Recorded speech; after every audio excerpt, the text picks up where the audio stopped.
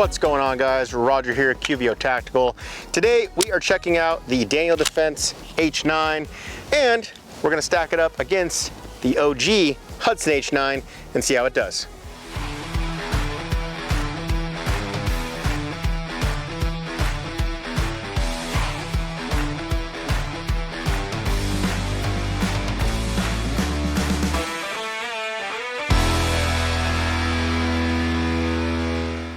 All right, guys, getting our first rounds with the new Daniel Defense H9. As always, though, I want to give you guys full transparency on how we go about getting these products in for review. We've actually been working with Daniel Defense on the holster side of things for the last couple of years in regards to this gun. So we actually knew about it for a couple of years, and they did send this out to us not only for holster fitment, but also to film this video as well as future content. So please keep that in mind as you watch the video. But yes, these are the first rounds through this new H9. We've only done some dry fire with it. To me, the trigger feels pretty great, but I'm gonna shoot some 124s and yeah, see how they do. Let's go. I dip super low left. There we go.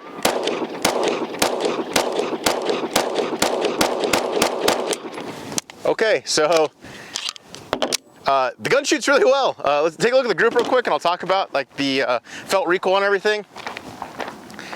So my first round was this one, and I full on saw just like, kind of like, when I shoot, I throw a lot of forward momentum downward, especially like when I use my thumb cliff. So that's that, but then once I was like, okay, I don't need, the gun doesn't have a lot of recoil, I was able to put them all right here that fast. Trigger feels good to me, reset's nice. It's a reversed hinge design to give you like that straight pullback feel of a 1911 trigger, but in a striker fire platform. We haven't zeroed the Optic yet, I just mounted it on there. Can't really co-witness or slave it to the irons because the irons don't clear. That's one of my gripes. If you're gonna have an optics gun, please have sights that, you know, can co-witness with the Optic, make them suppressor height sights. But I'm definitely happy with that. I'm gonna have Landon and Gil hop up and get their first thoughts, but definitely, it's only the first 15 rounds. I don't want to say it's like this amazing, great thing, but I will say this, it doesn't feel like any other gun that I've shot. Like, the way it cycles, the really low bore access, like you're being able to get your hands so high up in that tang feels really good. So maybe obviously that's helping with like less felt recoil. So Landon, he's a gunsmith and a shooter as well, so definitely when he gives his thoughts on it, I'm interested to hear what he has to say. But yeah, let's have them try it. All right, Landon is up now. First rounds, go for it, bud. Let's get it on. Have you guys got these in the shop yet or no? No, but hopefully soon. Let's check it out.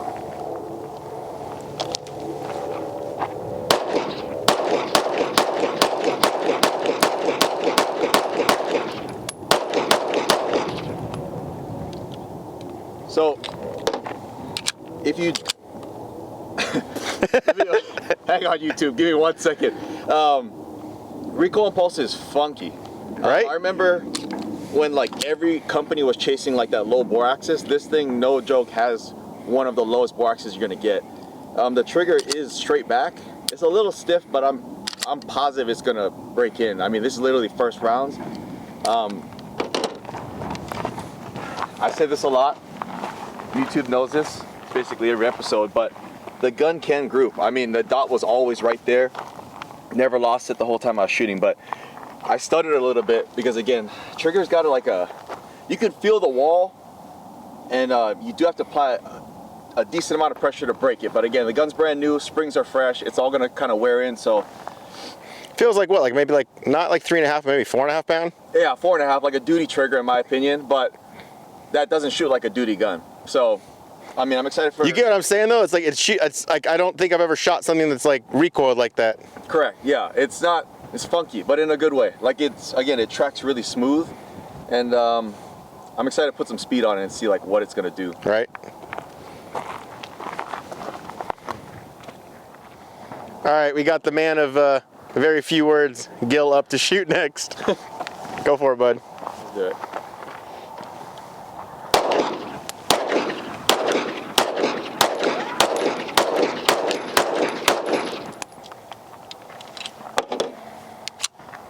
I mean, honestly, just like Landon said, that recoil input is pretty funky, like you said. Yeah. Not used to something like that. But, I mean, to me, I kind of like the way the trigger feels. I was just a straight back pull. It felt pretty fine to me. Your grouping looks on par with ours. Yeah, and overall, I mean, feels pretty good in my hand. I like the way it feels, the lightweight, but we'll see how it does in the range. I'm happy I wasn't just pushing shots right. You know, everybody else was shooting right. So let's get that gun zeroed. All right, guys, now something a little different than probably the other reviews on this gun. We actually have the original Hudson H9, not the Daniel Defense one. So we're gonna shoot it side by side. We just did our first rounds on the Daniel Defense H9. Now we'll try the OG itself, the Hudson H9, and see what we notice with the differences. Kind of like the old school Pepsi challenge. We're all gonna shoot for the head box, that way we have a different grouping. And yeah, irons only with this one, obviously. Here we go.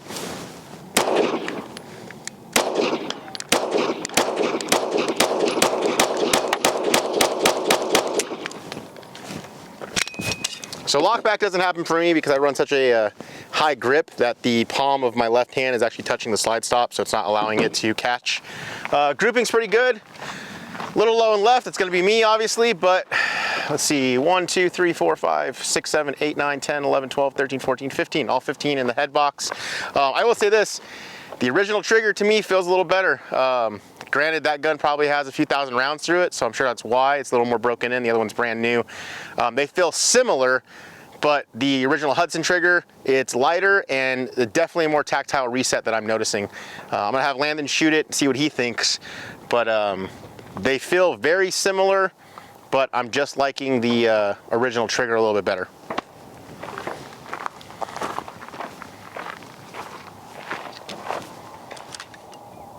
It's about the same distance, but yeah, definitely you can feel everything internally is a lot more slicked up. Yeah, I mean, I think what you said before, it's probably just way more broken in. Oh, 100%. All right, Pepsi challenge, go for it, bud. Shoot the original Hudson 9 now.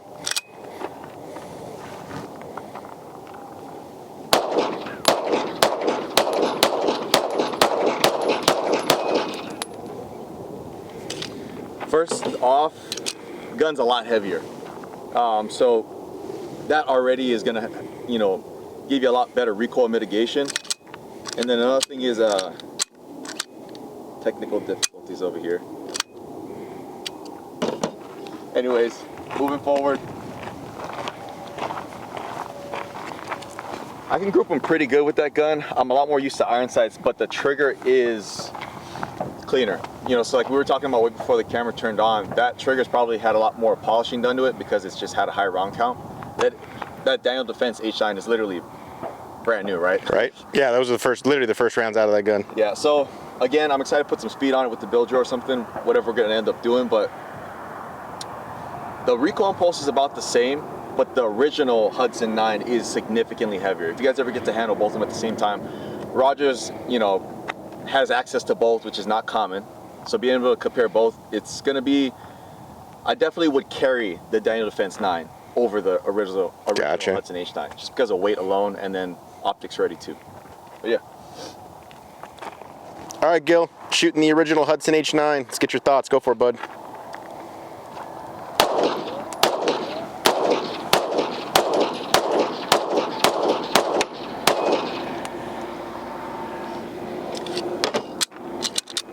I mean, I don't want to keep repeating everything Landon says, but one thing I did notice is how heavy it is over the other one.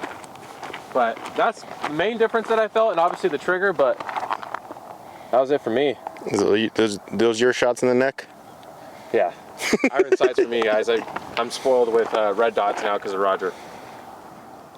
All right, guys, we're going to zero up this Holosun 507 comp on here, and then I'm going to do something else on the range. One of you guys commented on Instagram about, hey, let's see accuracy versus the old school H9 and the new Daniel Defense H9. So we'll shoot, get this thing zeroed up, and then we'll put a new target up or shoot the other diamonds over there and just see how they're both grouping.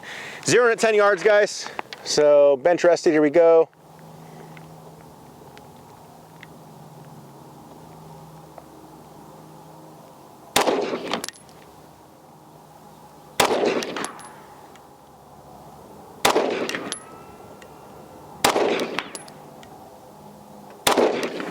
That's 5. Let's go look at them. All right, guys, down here, 10 yards away. From our initial grouping when we shot our first rounds, we were all hitting low right, so it is the Optic, thank goodness. So I got 3 there, 4, 5. go off of this grouping here. So we are 1.5 inches down to, let's go 1.5 inches right. So we need 1.5 up, 1.5 left. I'll make those adjustments and then we should be good to go. All right, guys, so just doing a little bit of math and a rough estimate, each individual click should be about 0.125 inches. We're 1.5 inches away, so that's gonna be about 12 clicks. So I need to go back left. So 12 clicks left, 1, 2, 3, and then we need to go 12 clicks up. 4, 5, 6. That should get us close to center. Let's shoot another group, see where we're at.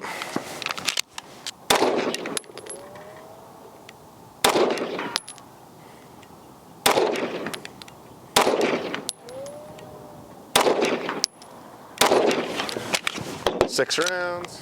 All right, so I shot a little faster, but I'm okay with this because it's all around the center here. That was the first shot. I do want to compare the groupings now, so I'll shoot another tight group as high as I can get it here, nice and slow, and then I'll shoot another one with the original H9. So let's do this. We'll do Hudson H9 here, and Daniel Defense H9 there.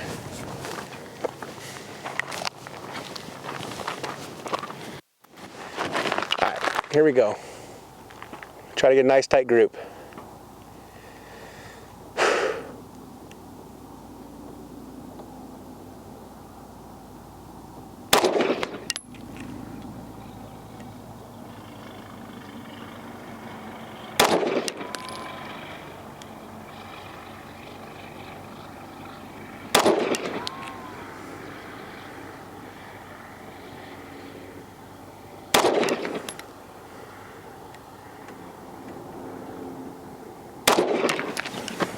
There's 5 there.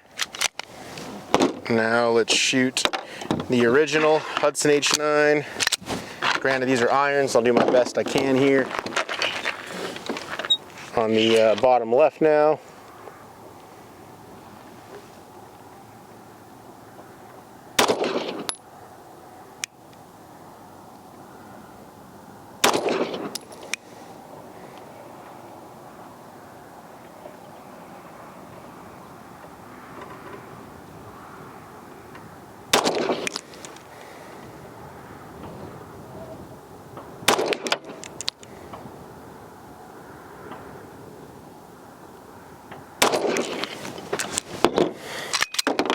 Let's go look. All right, so those wondering about the side-by-side accuracy, I will say this, shooting with a dot is much easier to shoot the zero. Doing it with irons and being closer up, I will say as far as windage goes, we were good to go, and I'm sure this is based on me with having to line up the front sight. But I mean, this kind of just proves why I would rather have a red dot. What do you think, Landon? Red dot definitely came through. I'm gonna say accuracy relatively is gonna be the same. What's odd is that first round is consistent, right, from either group. So either I'm just dumb every time I do my first round.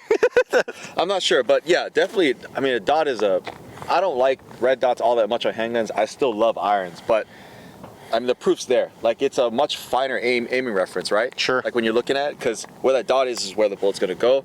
Irons, especially from back there, dude, that blade is covering up. Yeah. Basically the whole. I can literally just see this here. Mm-hmm. So yeah. But let's just throw another wrench into the mix. Landon, I'm gonna have you do the same thing up here. Let's see.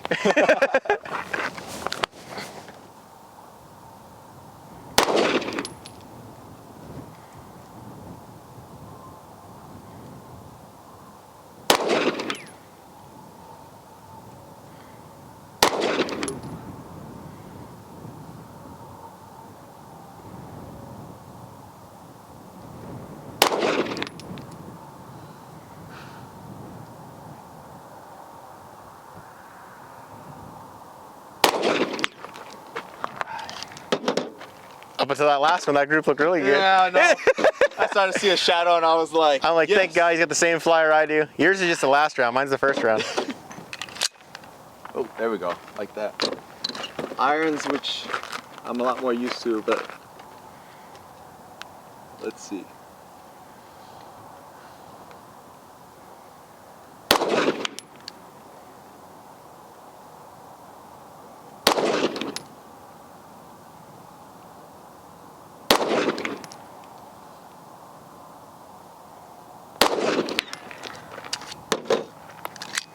So shooting low for you too. Yeah. All right, so some of it is, don't get me wrong, iron versus dot, but I will say as far as accuracy goes, it is looking like the new DD H9 is more accurate. This is just way tighter than here. Oh, absolutely. And I saw you hit low. Yeah. And my front sight blade was up. So you're trying to compensate for it and it's still low. Already. Yeah. And every single trigger press was clean for sure. Obviously, I can't count because it's 4 rounds, but we got a good square going on over here, so it's a good representation of the accuracy of the gun. But yeah. What's this guy though up here? That guy? He looks like that guy and that guy. That little guy right there. Man, that one got away from me. But dots versus irons, I can literally have the Hudson dot sit right there, and it's just a fine aiming reference, which is what I like, especially. I noticed we're both right of, so I'll make some adjustments off of that because we're both a little right of it. Yeah. So it might be like 2 to 4 clicks back left. Dude, I wanted to stack this round here so bad. Yeah, dude, you're going. I was like, man. I saw it fly up. So, I was like, for the guy that asked on either YouTube or Instagram, thank you for that question. And I mean, here is our scientific test. Only 10 yards out, guys. We'll take the guns out further, do our like backup game to like 75, 100, and see how both guns are hitting on some C-zone steel at that distance. But as far as old school HH9 versus the new DDH9, I think the DDH9 wins the accuracy on that one. for sure, for sure. Let's see what else you can do.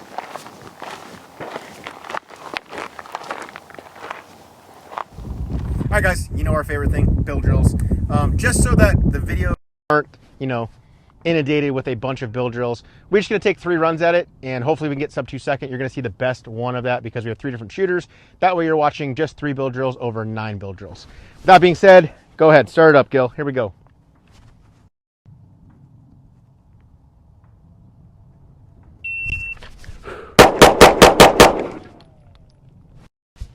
We got 236. First shot was a 135. Best split was an 18.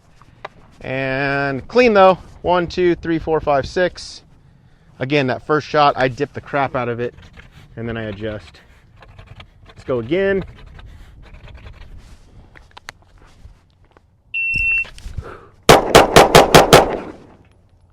A little bit of trigger freeze. 239. Man, that would have been so much better if that first round would have not been a 1.36. Again though, clean.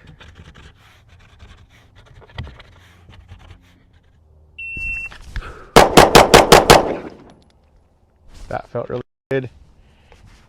212, 118. So I cut it down by 0.2 of a second, but all clean. All right, well, I said you guys were only going to see one, but that actually went way smoother than I thought it was going to go for recording. So best one was a 212, and all clean. Literally, everything was clean. So happy with that.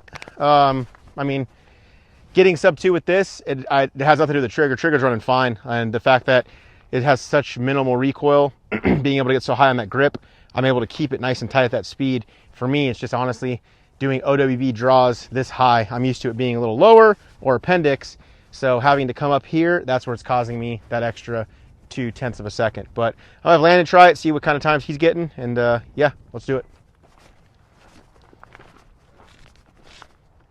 All right, Landon, if you get 3 runs as quick as I did, we'll keep them all. If not, we'll just go with the best one. Ready? Sounds good to me. All right, on you. Go.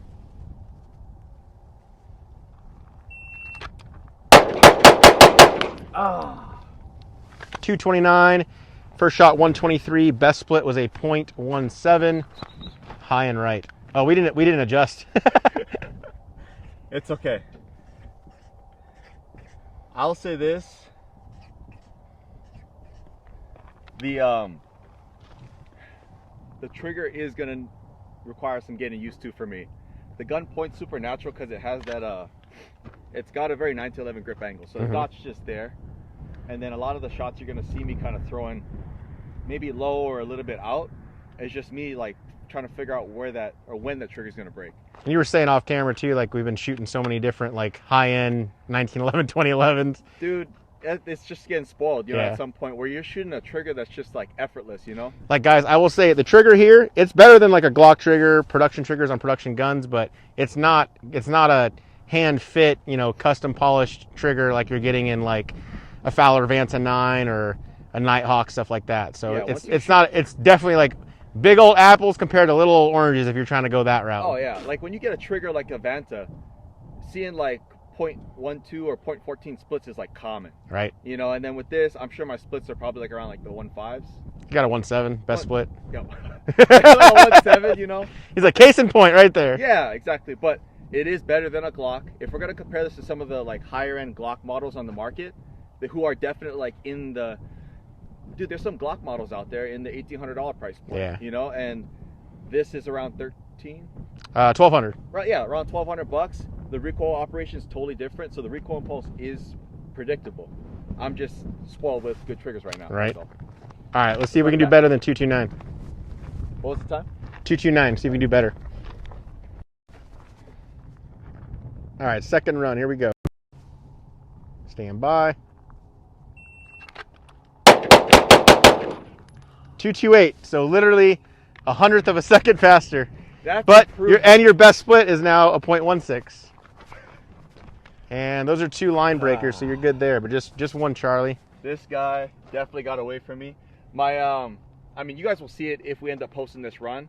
Left hand didn't meet the right. Well, hand. we got to post all of the runs because we keep talking after Okay, now. So sounds good. Yeah, doubled up on that one. I mean, we got some good controlled pairs, to be honest, though. Yeah, 4, 5, 6. So, for the most part, I can tell you exactly when that happened. Mhm. It's just my left hand not meeting the gun.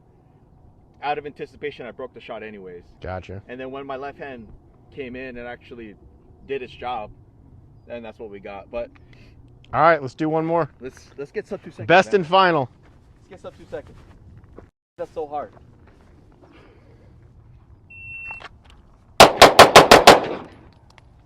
.18. Best split was a .16. First shot was a .41 though. Couple other. I mean, that's not even the perf, but low. So 3 Charlie, 3 Alpha, but a 218. 218, respect. You know what? So that's a good example, though. Each run, I did get better because, again, I'm starting to learn that trigger a little bit more because it's not like a lot of guns out there. You know, I'm pretty sure you can agree. It's like the way it breaks. It's just totally different. It's a different feel. It is better than a Glock trigger. I do not like factory Glock triggers at Right? all. I don't know. The gun to me is intriguing. Like, I want to shoot it more. Yeah. Which is not like, we shoot a lot. We're spoiled. So it's like, oh, a new gun. So like, I like the original Hudson H9, and I'm liking what Daniel Defense did with this one. So there's definitely things that I'm liking. There's also definitely things I'm not liking, and we'll talk about that at the end of the video. But so far, I'm enjoying the time on the range with it. Yeah, absolutely. It's definitely an interesting gun, so excited. All right, Gil, you ready, bud? Ready. Here we go. Stand by.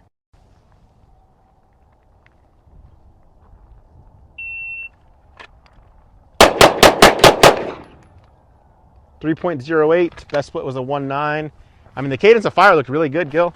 Recoil, like it looked like recoil was not there. Yeah, but I dipped it down on these right here. I seen those on the last 2. But Alright. your recoil mitigation on the gun was actually like really impressive. So 2 Charlie, 4 Alpha. So now just speed up, man. Yeah. Like that looked very good and like very like textbook is what I would say. Yeah, absolutely. But now put some spice on it. We'll Shake do. and bake. There you go. Cut off half a second. 2.51. Best split was a 1.7. First shot Yeah, I went was a faster, 1.61. but I started dipping those shots. So 1, 2, 3, 4. So 3 Charlie, 1 Delta, Yeah, I started going up. 2 Alpha. You know what? Just put the dot here when you start shooting. I'll start doing that too. And our hits will just migrate into the area. I'll Alright. yank the gun so low. Let's it'll go third and final.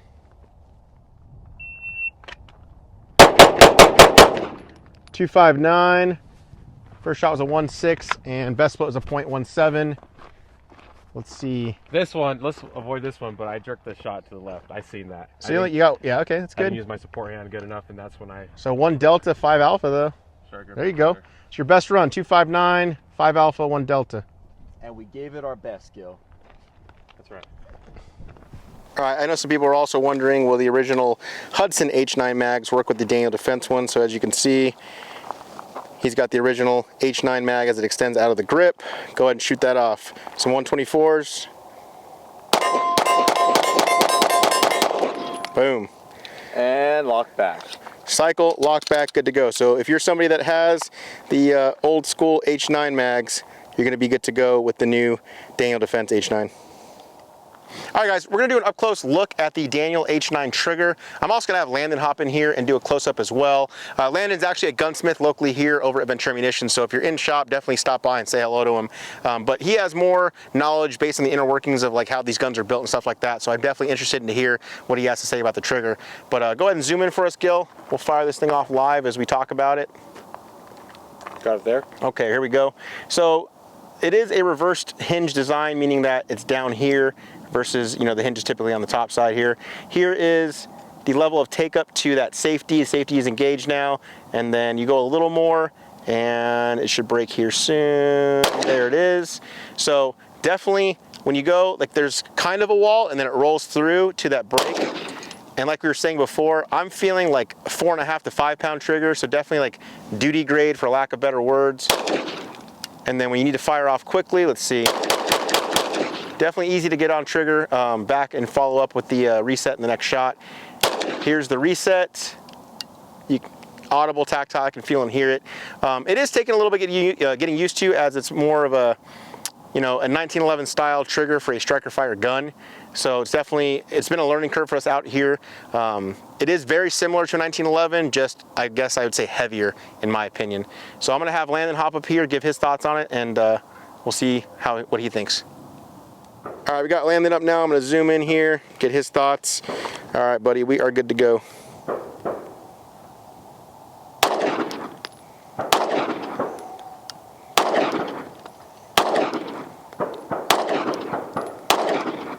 So it's definitely got a tactile reset. It's audible too. This is their trigger blade safety, but what's odd about the H9 Daniel Defense's model is it's a striker fire gun, and the trigger is a straight pull design like a 2011. The break is around 5 pounds though, so it's a little bit heavy for what I'm used to, but it's not a bad trigger by any means. It's actually very consistent, and you can definitely put some accurate shots. But the real magic behind the whole gun, if this is moving straight back and you combine that with their recoil system in here, that's really what's going on to make the gun kind of its own animal. I mean, it recoils like nothing else you've ever shot. I do wish this was just a little bit lighter, maybe smoother. Again, we said it, well, I've said it probably like 5 separate times. It will polish up and get better as more rounds get through the gun, but hopefully the aftermarket kind of has fun with this and they throw something out, you know, maybe around 3 pounds or under, which is what my preference is for competition. I don't know if this gun's going to be legal in competition. It'd be pretty cool to have it in the limited division or even carry optics, because again, the recoil and pulse is what trigger do you use in your matches? Right now I'm rocking an Apex in my M&P. I got that thing down to like right around 3 or under. Gotcha. And that is like a cheat code for polymer frame guns, is the Apex drop-in for the Smith & Wessons. Don't get me wrong though, shooting with Roger after shooting 2011s, there is a difference, you know what I mean? I can get as good as I want to with that gun, but at the end of the day, all metal guns, you know, aluminum or steel, will recoil slightly smoother and track a little bit better on target than a polymer frame gun. This gun does track very well, but right now, obviously we're just talking about the trigger. Look at me getting sidetracked again. It is consistent. I would just like it to be a little bit lighter in the future. And time will tell. Maybe it'll lighten up after a couple hundred more rounds, and I'll be smoking some, you know, 1/4 split times with it. All right, guys, one other thing that I want to mention is the weapon light placement with the new DD-H9. You guys might remember from the previous model, the Hudson H9, because of the recoil design, the weapon light sat super far down. You had to like actuate it with your pinky. It wasn't really ideal. It's improved on the DD-H9. However, it's still not ideal for me. With the thumb clip though, very easy to get on that, which is nice. I like the placement of that. I just wish the control was there. So I'm not going to be able to like do momentary. I kind of really have to break my grip here, and I'll bring in B-roll of us in-house running the weapon light, because it's daylight out here, so you can't really see the weapon light being activated. But I will say that if you're going to use like an X300, you're going to have to do the method of coming down, turning it constant on, and using it, and then using your knuckle, pushing it back up to turn it off. As far as like actually using it momentary, I don't see that being feasible. My index finger is not long enough to reach the X300 controls here, so probably not going to work. But Is it doable? Yes, it's more doable than it was on the original design. However, it's still not ideal. I would still like to see some of that rail portion move up so the weapon light can be more in line with the trigger guard and everything. But one thing I do want to show you, we were playing around off camera, running this with our QVO tactical thumb cliffs. This thing is even more flat than it was shooting without. Here we go.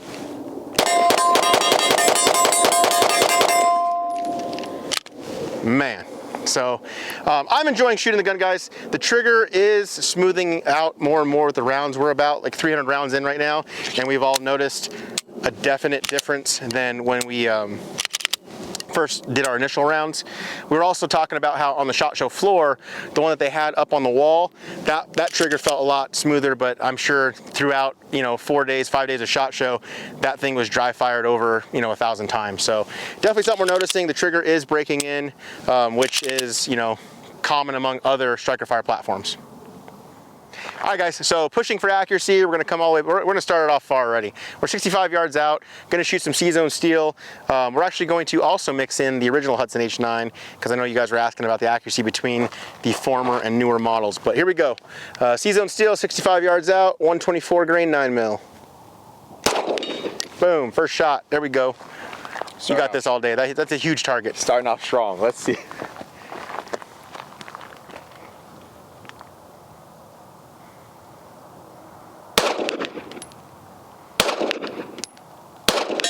There you go. All right, Gil, I'll take the camera from you, let you hop up there. Nice. There you go. First try. First try. First try, Gil. It's very... All right, guys, original Hudson H9 now. Oh, no birthday bump. There it is. 65 yards out, irons only, 124, 9mm still. Here we go, C-zone. Low right.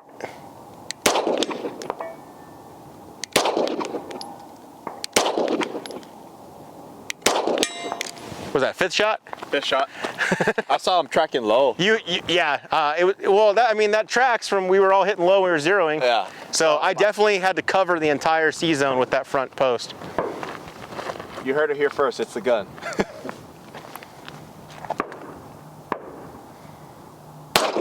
Oh. All right, so I listened to what you said. I literally was holding over the top of the head. Landon only shoots irons in competition, just so you guys know. True story. Big irons guy. But yeah, with the sights though, literally it was covering the whole target with it. So we're gonna see when we get to 100. All right, Gil. Gil, let's see. You got this. Oh, God. Oh. Nice. One shot Gil. I just loosened the jar for you guys, that's all. I know. All right, Landon, 100 yards out. You go first, bud. As you guys see, we had to come up the hill to get to 100. So that's definitely gonna affect my accuracy, you know, the downward angle.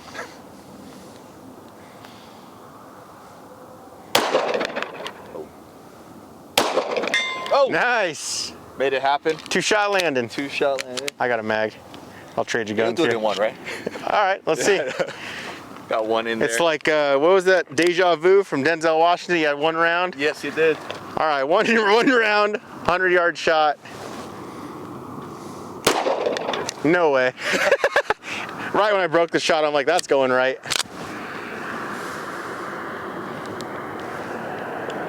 Oh, that's something else to talk about. Remember, the optic plate. The thing I didn't like about. We'll talk about it here in a minute.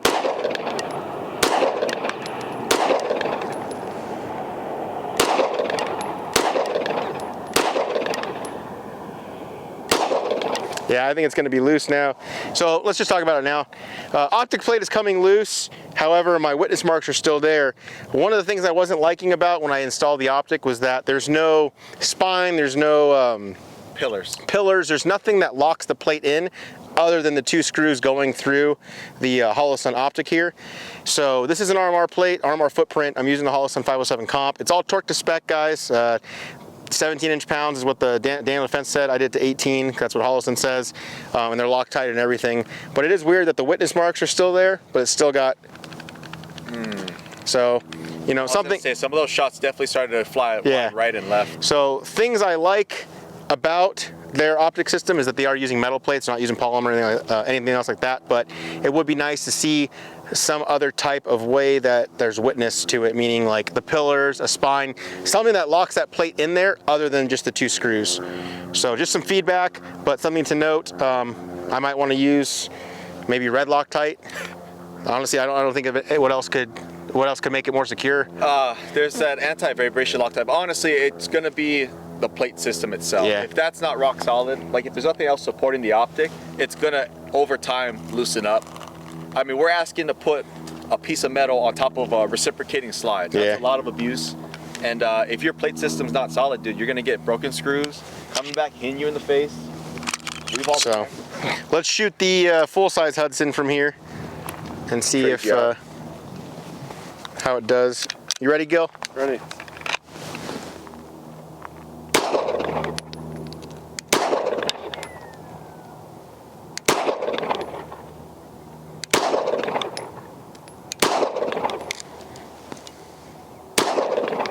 I'm like hitting right around it. See that flinch? So either one, nah, I'm good on that. So I do prefer an Optic. It is much easier to get on target. However, if the Optic comes loose, you know, we'll go down to the trucks and retighten it up for shooting some more. But just some stuff we're showing to you guys as it happens live here on the range. All right, guys, so luckily for us, that was the last part of the range review. We're just under 500 rounds. I'd say about 400 to 450 rounds right now. Looking back, so some of what I said back there, it's not the screws. The screws for the Holosun to the plate are separate. There are screws that put the optics plate down into the gun. It's actually they have used the same screws that come with the optic plate cover. And again, those were torqued 17 inch-pounds is what they wanted those to. So those were torqued, those were Loctited, but they still came loose. So I might torque them a little more than what they say to and maybe use red Loctite because this plate's gonna stay on there permanently. Just something to note for you guys. But again, I do wish that it had some type of pillar, a spine, something in there as a reference point where the plate kind of slides in and drops in and it's made to fit. Yeah, because you never want just screws holding that optic under all that turbulence going on. Again, this slide is literally going into the battery, coming back, and it's a pretty rough process. We'll bring it in here. Actually, you can come up close, Gil. Try to get that in focus. My witness marks are still there. So it's the screws underneath the plate, or it's the screws that are securing the plate to the gun underneath the optic that have come loose. That's, let me like Glock's MOS plate system, kind of working like that. So you should be able to hear this on camera and see it. It's like slightly moving, but enough to throw you off at 100 yards. Yeah, sure. So and just something that's their first, you know, this gun's coming out. I'm sure the cool thing is it's an accessory, so I'm sure there's ways that, you know, they could put out locking tabs here, they could put out anti-rotation, something that's just going to lock it in better, in my opinion. And again, I might bump those specs up. Like when you torque down scope rings on an AR, they have you do to 30 inch-pounds. Oh yeah, on the actual rings themselves, but the base itself is like 65 inch-pounds. Like they put some serious bolt. I'm probably not gonna go that high. I'd probably do like anywhere from like 20 to 25 on the plate. Yeah. And then leave the optic at the 18, because I've never had problems with the 18 inch-pounds on my optics. Correct. Yeah, and that's a recommendation. Like you can push it a little bit, especially with a Torx bit. I wouldn't push it too much with your standard Allen key. Yeah. Those are notorious for stripping. Yep. And then for red Loctite, for the base plate, you can put as much as you would like with heat applied to remove them. Yeah. So when he's saying red Loctite, that plate will stay on there. Yeah. You know, it's not coming, no matter how much you vibrate the slide, how many rounds you put through it, red Loctite will hold. When heat is applied, you can remove it just like anything else. You'll hear it snap loose. So red Loctite. So, okay, so there's one thing that we're not liking about that. The other thing too, if you're gonna make an optics plate gun, in my opinion, just send it with suppressor sights that we can co-witness. I'm somebody that likes redundancies. If the sights are already there, I wanna be able to use them. What else? The weapon light thing being, you know, it's better. Yeah. But again, it's not as accessible as I'd like it to be, but I understand that might not be, it's way better than how it used to be. But I understand that that's probably not doable as, you know, the recoil system, everything that's in here. Yeah, that's the real magic for the whole handgun. I mean, we can talk about that now. Like, the reason why this gun is cool to a nerd like me is because it does not operate like your standard, you know, short recoil tilting barrel handgun. This recoil operation in here is like its own, kind of like a dead blow system, from what I understand. Obviously, there's smarter guys than me that will break it all the way down, but the way that this functions, and also how low the bore axis gets, that's valid.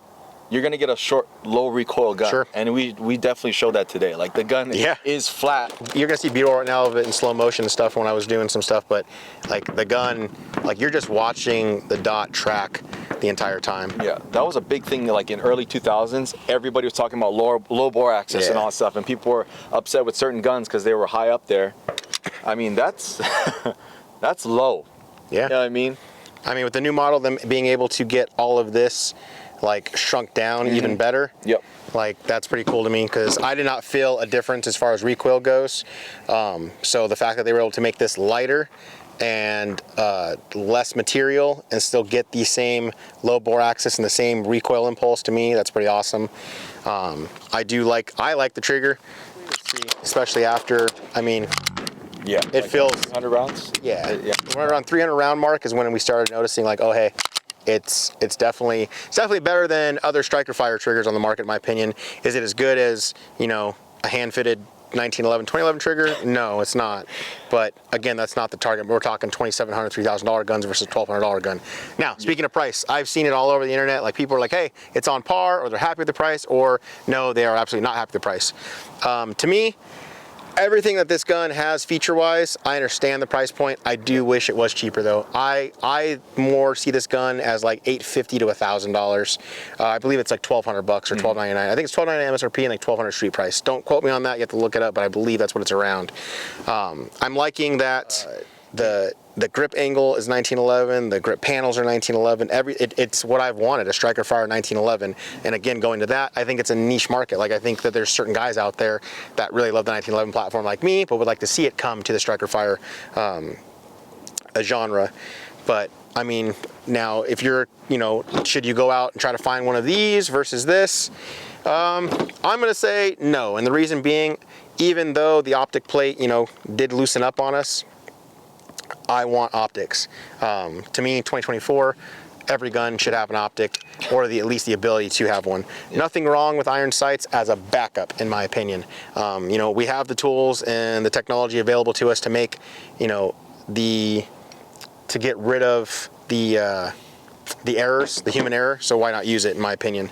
But yeah, I mean, I wish it was cheaper. I do wish, I don't really think there's a way that they're going to be able to move that weapon light up.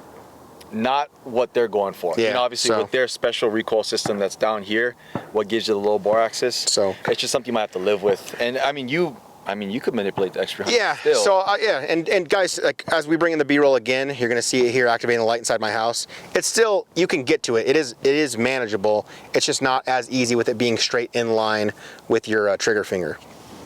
Additionally, you guys are going to see this holster here. The holster we're using out here on the range, it's our OWB secondary model. It is a prototype holster that we made from the original molding of the Hudson. I just modified the molding. We do have dedicated molding being made for this, so you will be able to get holsters from us and all of our cool fabric overlays and designs for the setup, so don't worry about that. But I mean, hey, I had fun with it. I was telling him off camera, like, it's a gun that intrigues me and got me wanting to shoot more. And the reason being, it's like, we were talking about this in other 1911 videos. I come from the days of when you would buy a $1,300 1911, and then you'd have to go out and shoot 500 to 1,000 rounds through it. You'd have to use some like gun grease, this awesome stuff that Brownells, I don't know if they still sell it, but it was like gray grease that had little like metal shavings lapping in it. Yeah, so yeah, exactly. So it would like lap the gun and it made it buttery smooth. That's how my TRP operator was when I got it. And so I come, like glass, so I'm kind of used to that, and we kind of saw that here on the range as we got to that 300 mark. Typically I would have to do like 500,000 rounds, but at 300 the trigger difference was noticeable. It felt more like how that one did at the SHOT Show floor at their booth. And it's good we get to talk about that, because on the retail side of things, when people come in to see a gun that I'm like, wow, this thing is amazing, after a couple hundred rounds broken in, and you feel it coming out of the box, it might be, again, a little stiff, because these aren't hand-fitted guns like what you pay for when you get a $3,000 mark. That trigger for $3,000 should be amazing. For guns like this, there is going to be a break-in period. That's absolutely a real thing, and it's true. That trigger, I was complaining about it in the beginning. I'm not gonna lie, I was, but after 300 rounds, dude, yeah, he's the one that walked up to me. He's like, hey, it feels different now. Yeah, for sure. It's a lot lighter. and more smooth. Like the accuracy was there, obviously, until the plate came loose. Sure. But we're gonna find out why. I know a bunch of you guys are watching this waiting for me. Should you buy it? Should you not buy it? Guys, I'll tell you this. Like, I'm fortunate in the position that I'm in. I get to shoot a lot of guns. If you are somebody who is a 1911 fan and you wish there was a striker fire version, yeah, I think you should get it. If you're somebody that's out there that you're a striker fire person, but you want to move into the 1911 world, that's not what I think this gun's for. Like, if you're buying this with the expectation of shooting like a staccato or a hand-fitted like TRP, something like that, I don't think that's the jump. I think the jump is guys that shoot 1911s that wish a striker fire platform had those same similarities, the function, the feel, the recoil mitigation, everything like that. Yeah. So if you're somebody like that, I think this gun's for you. If you're trying to go the reverse on that, I don't think it's for you. That's just my opinion. I definitely would tell you to shoot one, and I would definitely tell you if you can find one, like your buddy has one that they've actually shot and put like, at least 500 rounds through it, shoot that one because it does feel really good. We were all very, like when we were watching side profile of all of us shooting, It's flat. It's flat, like stupid flat. Like, don't get it it does as advertised. It does not recoil like any other gun. Like a Glock bore axis is fairly low. I think that's why people kit them up, because they do shoot good. Sure. But it's just advertised. It does not shoot like any other striker fired gun I've shot. I'm still gonna nitpick the trigger because I've shot some really nice things within the last couple weeks, so I'm a little spoiled. But yeah, if you have the opportunity to shoot one, you'll see what I mean. It's as advertised. What they were going for was, if he was to get one of these, he'll be in the shop polishing and making. He'll be like, this trigger for what I like, absolutely, to do what I want it to do. But maybe not everybody is like that. Right. You might come in the shop and you're like, I don't know what Landon was talking about. This trigger is like butter out of the box. Cool. I mean, it's like we say with everything else, guys. Just shoot it. Like, if you're really serious about making like, if it's something that's an expensive purchase for you, take the time to go out and shoot it. So, but yeah, that's our honest opinion, guys. Like, I think that Daniel Defense bringing the H9 back to market was a good thing. I'm glad there's a lot of people that are happy to see this back on the market, me included. I think this is, one of many steps in the evolution of making a striker fired gun feel more like a 1911. So I hope to see more from Daniel Defense with this platform. I'm hoping that there's like going to be a whole family of it. I would like to see a full size model. I do like the longer grip. But yeah, I mean, if you guys have any questions, leave them down below in the comment section. I'm sure you guys will have a bunch to say. Thanks to Daniel Defense again for sending us out. We appreciate it. We did have fun with it on the range. And again, we're glad you're bringing it to market. All right, guys, back home from the range, and I wanted to jump on this right away. As you can see, my witness marks are still there. So the Loctite and the screws are good for the Optic mounting to this plate, but that wiggle there that you're getting, that is the plate itself. So I'm gonna get these screws off and then we'll take a look underneath what's going on. All right, so we got the screws out now. Let's get the Optic off. And right here, I can see that my witness mark, especially on this guy, is no longer straight line. So had one going straight across here and then one here and here. So this guy actually spun all the way from here. Was that counterclockwise around? Let me get the correct bit here and I'll get these taken out as well. So yeah, this one's pretty loose. I can see the Loctite there, so I know that thing was in there good. Bring it all the way out. So I did have just blue Loctite on both of these. Maybe I need to add a little more. I'll try that when I re-put it on there, but I can see like the blue thread locker coming off from when it was on. And you can see some of it inside here as well. But this is what I was talking about. So as you can see, it's just a smooth surface. And on the bottom, it's just smooth as well. So there's no like pillars. There's nothing that the plate grabs onto. See how it can just freely move in there? So that's what I mean in regards to, I wish there was something that was like maybe a spine here where it had an indentation. So something protruding out on this side with a female recess here. That way it would slide and fall in place and lock in there. I think that would really benefit the new H9 from Daniel Defense. Just my 2 cents on it. I'm going to resecure these and put a little more Loctite, torque it back down to 17-inch pounds, and get this all back up and running for the B-roll. But, just wanted to share with what I was kind of trying to explain on the range. It's easier to show here in studio. If you have made it this far, I want to say thank you for watching. Landon and I could talk for hours about gun stuff, as you clearly see. I did want to make sure that I ended this video with the specs on the new DD-H9, so here we go. The new Daniel Defense H9 is a striker-fired gun combining the ergonomics of a 1911 with the easy shooting and maintenance of a striker-fired platform. The super low bore axis reduces recoil and muzzle flip, which you definitely saw in the range footage. The gun frame features ambidextrous controls and is made from 7075 aluminum in order for it to be lightweight and durable. The slide is made from 4340 alloy steel and has a nice DLC coating. The gun comes optic ready with different optic mounting plates for the various footprints of optics. For this video, we mounted the Hudson 507 competition as it has one of the largest field of views in regards to handgun optics on the market. The barrel is cold hammer forged stainless steel with a 1 in 10 twist. The unique trigger is stainless steel with a straight pullback and trigger blade safety utilizing a reverse hinge design. The removable grip panels are made from G10 material. The magazines are carbon steel, double stacked 15 rounders, and the gun is made in the USA and backed by Daniel Defense's 100% satisfaction guarantee. Guys, once again, thank you for watching. We appreciate the support. Please be sure to like and subscribe, and definitely let us know your thoughts and or questions down below in the comment section. As always, we appreciate you checking out the content, and we will see you in the next video.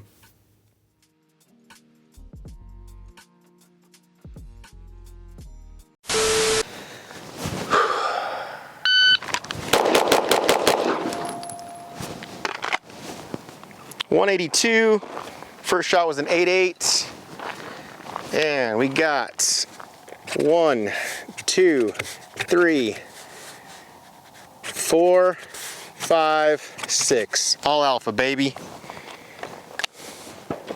Third try. Got a 182, tell me when you get it. Got it.